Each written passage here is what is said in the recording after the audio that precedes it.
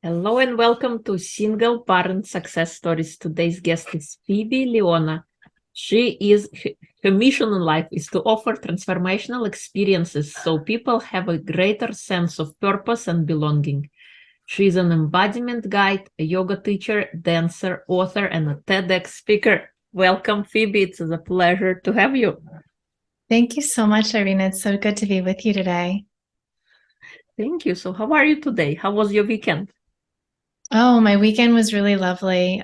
Spent a little bit of time with my grandmother, and then I drove up to New York, where I'm based out of in the Hudson Valley.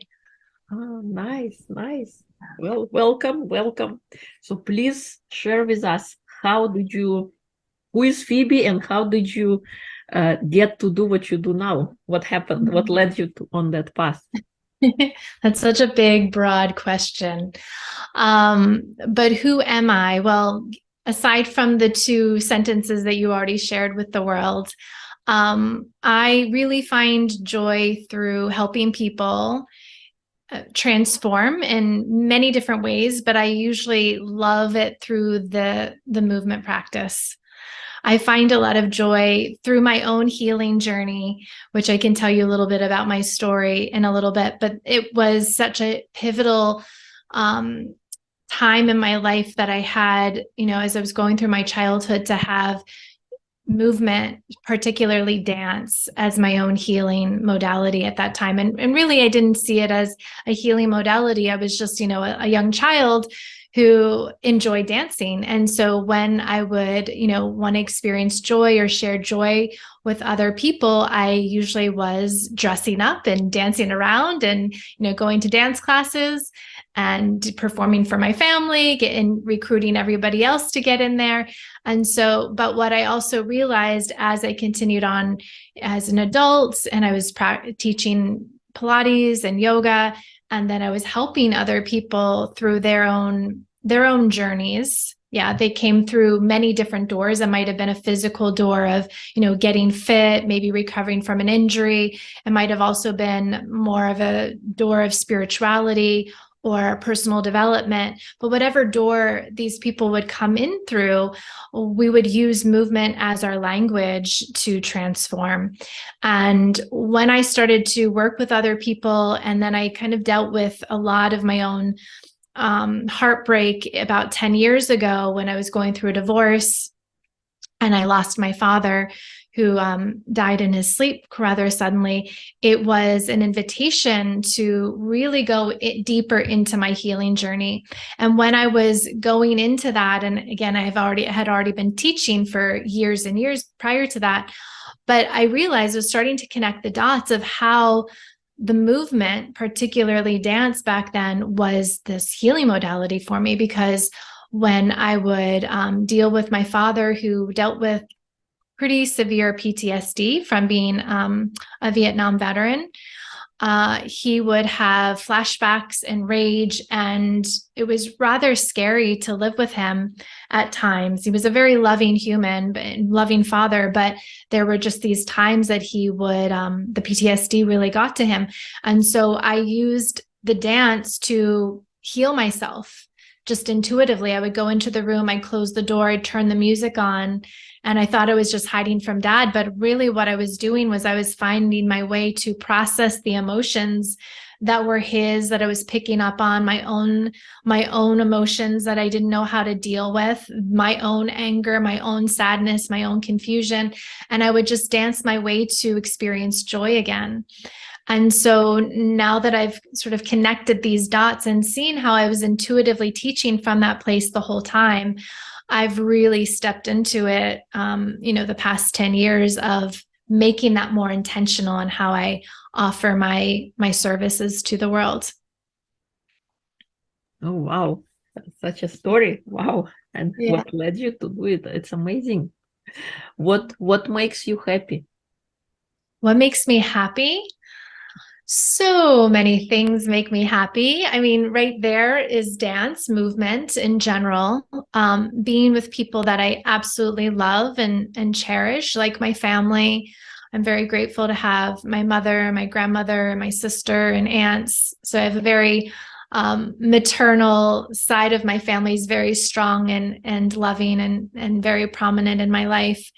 And I also have a lot of dear friends that I am surrounded by as well. I love to travel.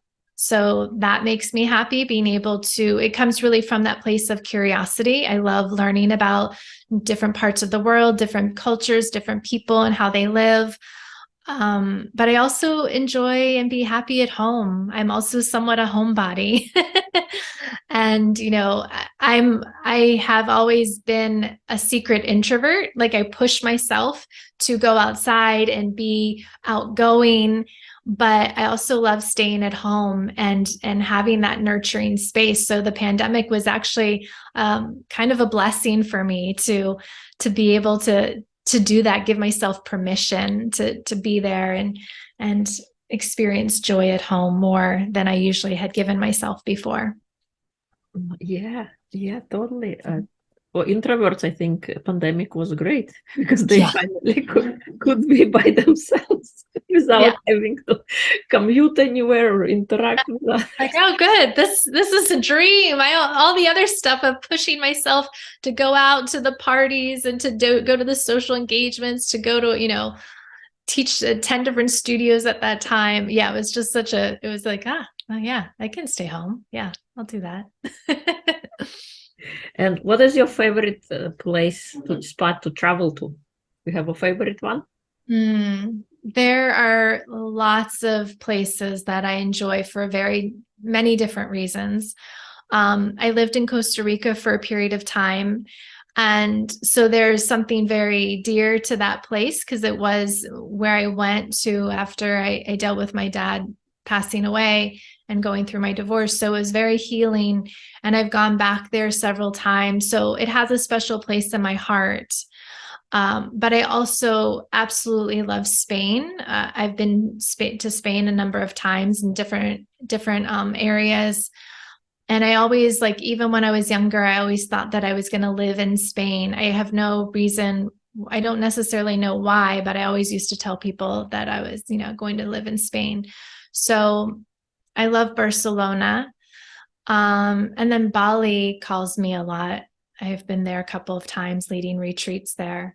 And that just feels like, if you've ever been there, it's called Mama Bali. It feels like you're being held and nurtured and loved, and the people are just so amazing. So those are three of my favorite places. And there's so many places that I want to see that I haven't seen yet. Yeah, that's amazing. I've been to Barcelona, in Spain. I haven't been to Costa Rica. Bali is on my bucket list. Oh, it's amazing. I definitely want to visit. I hope to live there someday too. Yeah, you want to live lead retreats or build a retreat, something along those lines. Yeah. I can definitely connect you with the right people because I lead retreats there. Yeah, special. Yeah. And I think travel gives us a sense of adventure and ability to explore like something outside of our own immediate space and see how cultures around the world live and what is it all about. Yeah. So awesome. How do you help people? I know you shared in the beginning a little bit, but specifically. Yeah, so I help people in a lot of different ways, primarily, like I said, through movement. I've been a yoga teacher for over 20 years now. Before that, I taught Pilates and dance. And the last 6 years, I have created my own somatic movement modality, which is Movement 109. And this is really what I see as the integration of all of my experiences, the personal journey of healing, but also kind of my own professional experience of teaching, where I was realizing that in the West, we have very linear thinking, linear ways of doing things, right? And so yoga is a beautiful practice to help integrate that to a sense, but it's very masculine still. So it's very much in that yang energy where you're still kind of moving on your mat forward and back, right? In this very linear sense, you have to a certain extent, amount of poses that you're doing every time. And when I was feeling, teaching and leading yoga teacher trainings for a number of years, I was starting to get burnout on just the teaching of it, burnout on the movement of it. And I started to lie down on my back, and I was kind of rolling around in different way, a more circular way, more of what I used to do as a child, and kind of being free and easy and being really more intuitive. As well as when I was in college, when I was dancing and learning lots of different techniques, it felt very organic. It was more in this feminine nature, this yin energy, where it's more receptive and listening and circular and really paying attention to what is really truly happening within. Because, a practice of yoga and other fitness modalities, it's usually you have a teacher or trainer telling you to do a certain way of moving your body. And you're kind of listening to your body. If it's painful, you might say, right, you might react. But this practice is really a deeper listening. Yes, there might be a guide in the front of the room or in your session suggesting you of ways of moving, but it's really ultimately you have that power. You have the wisdom as that practitioner to listen to what are the sensations here? What are the patterns? How are you responding to the patterns? Because really what is happening in the body is, and how you interact with it is how you do everything out here. So how you interact with these patterns, how you interact with the messages like injuries and illnesses, if you're fighting through it, right, and you're kind of, I'm going to battle this out, right, you're probably doing that in your external relationships as well, right? If you're avoiding things in your body, you're saying, I don't really want to handle that pain right now, I'm just going to ignore it, right? You're probably doing that on a greater scale in your external world, right? You're probably denying parts of your aspects of yourself in the external world or in certain relationships. And so how you do anything in here is really how you do everything out here. So that's really how I help people. I find this somatic practice of moving the body, listening to the body really, and journaling, meditation. These are all tools that we put in the toolbox in this movement modality, Movement 109.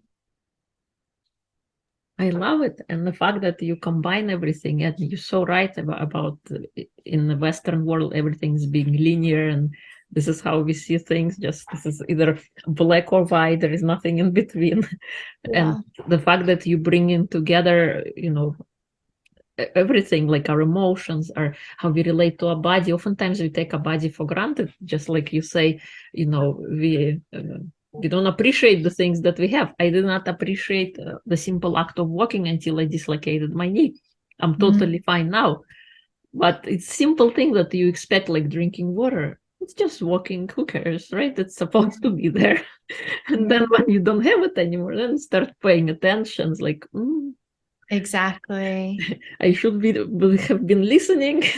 Exactly. To little telltale signs that we usually tend to ignore. So yeah. Combining everything, I think, is important because we are not one-dimensional, we are four-dimensional, and we have all of those different bodies kind of interacting with each other. And you're so right. What is we are thinking about, it's all happening in the external world as well. Yes. What advice would you give to your younger self? Knowing what you know now. Yeah. I've done a lot of inner child work, and honestly, I actually speak to her a lot because especially those moments where she was scared. So I do go to her and I meditate with her and I tell her she's okay. And so at this point, the advice that I would give her is to really just embrace the joy even more. I think at one point I was really scared about watching my father because of his symptoms of PTSD. One of them was also he was a drug addict. And so I saw him go down in this very, very challenging spiral to witness. And I was very, very headstrong that it wasn't going to be me, because we didn't know at that time, we didn't have the word really trauma. PTSD wasn't even a diagnosis in the early 80s when I was witnessing him. And so I just thought that he was, kind of a mess up of a person, of a dad. And, so I really thought if he was going to be like this, I could potentially be like this. So I was really hard on myself and really pushed myself to make sure that I didn't take the same route that he did. But now that I know a lot more about his journey, he has a success story. He fully rehabilitated. The last years of his life, we had a beautiful 4 years when he came back into my life, where we healed a lot of our wounds together, his own, but then ours together. So now that I've been on the other side of it, and I know that that was part of his journey, it was actually taught me a lot about who I am, and how also I utilize that in how I help people. I want to go back and just tell her, you're going to be fine. And I've told her this before, you're going to be fine. Just continue to be that joyful light being that you are. And I've got you. Yeah. Going to help you. I love that advice. I think we don't, we think joy is for little children. Yeah. But as adults, we still have that little 5-year-old inside of us, and we do need to pay attention on keeping our joy in there. Yeah. How can embodiment work benefit single parents? Oh my gosh, this would be so helpful for single parents and their children, right? So first, as a single parent or anybody human out here in the world, to just be able to have agency over your own experience, your own emotional tapestry, I call it, right? Being able to understand what is yours when you're having that hard day at work and you have to go and take care of your children, and you don't want to carry that baggage of the hard day at work into dinner and into your spending your quality time with them, right? So having some sort of practice like this, like an embodiment, is to recognize first, okay, what is this emotion I'm dealing with? We're just using the example of anger. What was the trigger, right? That's also understanding, was it what your boss said to you? Was it like when you were driving to work? Like how far back did it go, right? And did it sort of build up over the day, right? So checking in with yourself first, and then giving some sort of expression to it too, because we also want to know for ourselves as healthy humans that we can experience anger, and anger is a good energy to have in times, right? We need to stand up for ourselves, where we see things that are happening to other people and we want to take care of them, right? And we move from that place of feeling this emotion of anger. So recognizing, okay, there is a healthy way to experience it and express it. Let me do this in a way that I don't take it out and bring that energy into my home. So there's that piece of it. But then also you can use this practice of embodiment to help your children understand, right? Because a lot of times what happens from up until age 7, our children are in recording mode. Yeah, they're receiving all of the information, conscious and unconscious, of our parents, right? And everything around us. We're just absorbing everything. And if you're carrying that energy, they're going to pick up on that intuitively, whether they're realizing that or not. They're just pulling that in. Anything that you say, they're pulling that in. And so they're also feeling a lot of emotions too, we don't have a healthy outlet like sports or movement or art, and giving some sort of energetic expression to these emotions, we start to condition ourselves, right, to not feel them anymore. We do this right off the bat, right? As children, it's like, okay, this isn't an appropriate time to cry or act out in the restaurant, right? Because it's more of our own embarrassment as parents, right? But okay, well, let's find a way that we can express ourselves in a healthy way, maybe, in a little bit of time, whatever it is, like you have to negotiate that, but to give them that outlet to actually experience this emotion that's hard to deal with. And so when we first have that for ourselves, we have that agency over our own emotional tapestry, we can understand how we affect other people, mainly our children. And then also to give our children that freedom to experience their own emotions and expression of their emotions. That's going to empower them and really build this emotional intelligence in them, for their entire lives, right? Yes, you're so right. Even as adults, we have difficulty articulating how we are feeling. Yeah, because we were conditioned, right? Like we were conditioned. If we go back to your younger self from 1 to 7, and beyond that too, but that's really when we're in this sort of recording mode in our brain, we're receiving everything. If we're picking that up, if our parents told us, don't do that, don't cry here, don't say that, there's a lot of don'ts, right? Because they're conditioning us. But they're not doing it from a place. I mean, hopefully they're not doing it from a place because they don't love us. They're actually doing it from a place from quote unquote protection, because that's what they learned too. So it's just being passed down from generation to generation. And I think that we're in a really exciting time right now because there's so much knowledge and wisdom that's coming through more in the mass media now, of recognizing how these conditions are being passed down, through the nature and the nurture. And we're all consciously, as parents, as humans, making new choices because we know that our children are the future, right? And so we have to take ourselves and hold ourselves accountable now so that we can, bring up this next generation.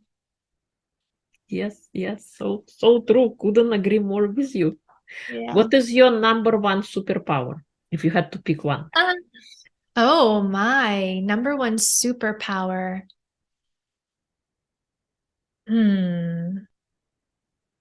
I think that I am rather intuitive. And I actually used to think this was a curse, because that I was able to pick up on the energies of things shifting when I was a child. I thought that I was making them happen.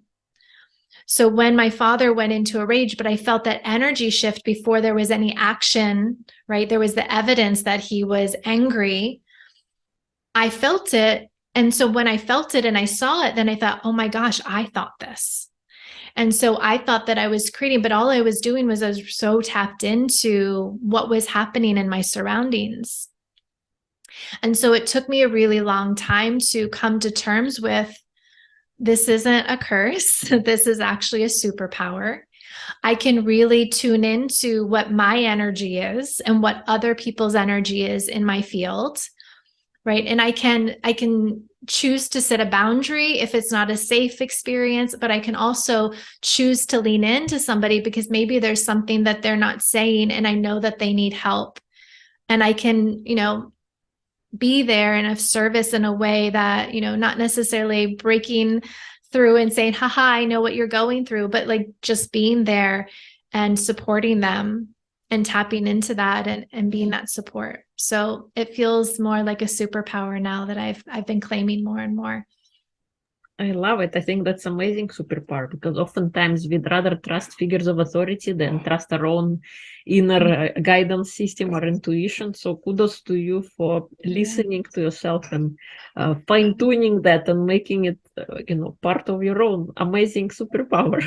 Yeah. And I mean, that's what the embodiment practice is to really empower people with their intuition again. It's that listening, giving yourself that permission to listen deeply to yourself again and trusting that voice. So you don't have to lean into, the authority, as you said. Yeah. Are there any fun projects that you're currently working on that you would like to share? Yeah. Well, I have my book, Dear Radiant One, that came out last year. And something that's been really lighting me up are doing these radiant experiences, I call them, where I share in book reading, a book reading of, the stories that are in my book. But I love to co-create with people. So the first book reading that I did, I started to dance a little bit around as I was sharing these stories from the book. And then I had people who that I love dearly who are artists, and they said, "Oh, I would really love to participate with you." So now it's every time I do it, another person gets involved. So the last time we did it, we had an artist who was painting on a canvas as I was telling my stories, a sound healer with gongs and singing bowls, and my friend who's a poet who was reading some of them as poetry as I was dancing. And so it's been this really beautiful, fun project to bring together these stories and share them in a way that is transformative, that is joyful. These darker times that I share in my book about my childhood, it's bringing it to light. And it's been very freeing for me, but it's also this space where giving the people who are also with me, co-creating behind me and with me, but also the audience in that co-creative motion, that co-creative experience too. And it's giving them permission to look at their stories that maybe they tucked away under the rug and behind those darker corners, and bringing them to light. And so it's been such a joy to be able to do that for myself and for others. And I'm definitely calling that in to do more of that in this year. Yeah, that's incredible. Yeah, awesome. I remember when we spoke with you before that you mentioned that you grew up in a single parent household. So Yes. what was it like? What were some of the challenges you faced, or was everything smooth? No, I mean, like as I said, my father, he was my primary caregiver. So from 8 to about 15. So my parents were together until I was 8. My parents, when they split up, my mother moved out. So I lived with my father in my home, going to the same school. And so that was very strong and stable because I had that foundation of what I knew would to be familiar, my friends, my home, my room. But my dad was not stable because of, he was grieving from, the heartbreak of the loss of my parents being together, but also it really heightened the symptoms of PTSD. And so he would drink, he would disappear for periods of time. He was using drugs, he was dealing drugs. So I would get calls from drug dealers, looking for my father. And so I had a double life because I really knew that having my home, my physical home, and having my friends and having my school and excelling at school was really super important to me. That was the only way I was going to get through it. But the other thing is I loved my father very much. I was definitely daddy's girl. And when he was good, he was so good. He was so loving. He was my biggest teacher. But this thing just had a grip on him. And so when I was 15 years old, it just got so bad. And there was no dividing it. I couldn't leave these two lives anymore because now I was at an age where my friends in high school had cars and they would drive by and just stop by whenever they wanted. And I didn't know what was going to be happening in my household at that time. So I just said, I can't do this anymore. And I decided to move in with my grandmother in Texas. I was in Maryland. So I moved to Texas for a semester. And then during that time, my father just disappeared completely. And I didn't see him again really until I was in my 30s. So my mom moved to my school district. I was able to come back and move in with her and go to my school. So I had an okay childhood in terms of my school life, my friend life, but my home life was rather much, very much in turmoil and a wreck. But I don't regret any of it because, as I said before, it really made me who I am today and how I serve people. And because I was able to have, this success story of my father calling me on Father's Day in 2009, out of the blue. I didn't know if he was dead. I didn't know if he was going to be in jail. I didn't know if he was homeless. And honestly, all of those things did come true. When he called me, he had been arrested. He had been thrown in jail. He had been homeless previous to that because, he lost everything from his drug use. when he got out of jail, they threw him into a VA hospital for recovery. So then he got rehabilitated. But when he was rehabilitated, he was on so many head drugs, as he called them. And so he was somewhat a zombie, and he almost died from lithium poisoning. And so when he called me, he was in recovery from that. And he said, I wanted to be back in my life. And then he was completely sober from that. He was not on any medications. He hadn't done drugs in years, street drugs in years. And so we had these 4 years of truly, connecting again, healing, hearing the stories of why he was the way that he was. And it connected the dots for me. So there was a lot of success in that. I mean, the childhood itself was not successful, I guess, if you would say that, because there was so much challenge and trauma on all sides of his and mine. But the success is that, he recovered, he died in peace. And I am here to serve the world. And I come from that authentic place of having to go through it and be of service to other people who are going through it in whatever role that they're playing in their lives. If they are a child, if they are a parent, if they're a grandparent, dealing with whatever their trauma was that was affected by their childhood or what they're going through as an adult. I can see it from all these different sides because I'm so intuitive and I'm so compassionate and empathetic in seeing all of these different perspectives. Yeah. And so the embodiment work is what helped you heal everything and come to peace for yourself and your dad, and being able to now help others going through the same situations or traumas, that you provide an amazing service for them. So thank you. Yeah, thank you. Yeah. Is there anything I haven't asked that you would like to share?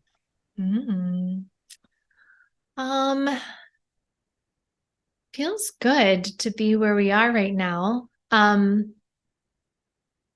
I think that just if anybody is out there who is a single parent and feeling like, you're not doing good enough, or whatever that conversation is to give yourself that grace, and to check in with yourself and realize that, that there's that saying that's very cliche, but it's so true, right? You have to put the oxygen mask on first, right? If the plane is going down, you've got to put that mask on first before you help whoever's sitting in the seats next to you, even if it's your children, because you can't help anybody else.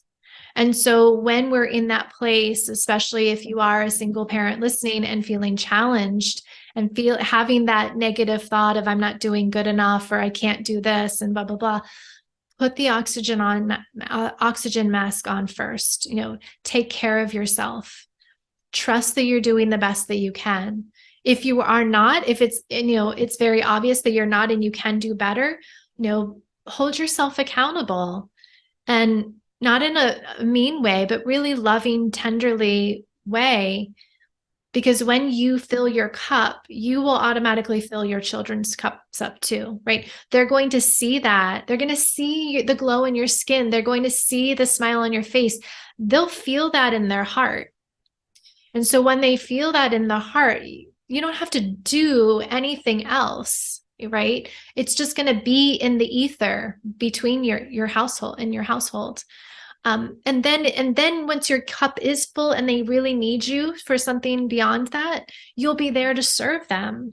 You'll be there to listen to them when they're going through their hard times and their challenges, and really be able to check in with your own emotions and be like, okay, what they're telling me is challenging, right? You have these tools to take care of yourself, but then you can also be there and be the parent that you need to be for them in whatever way that is.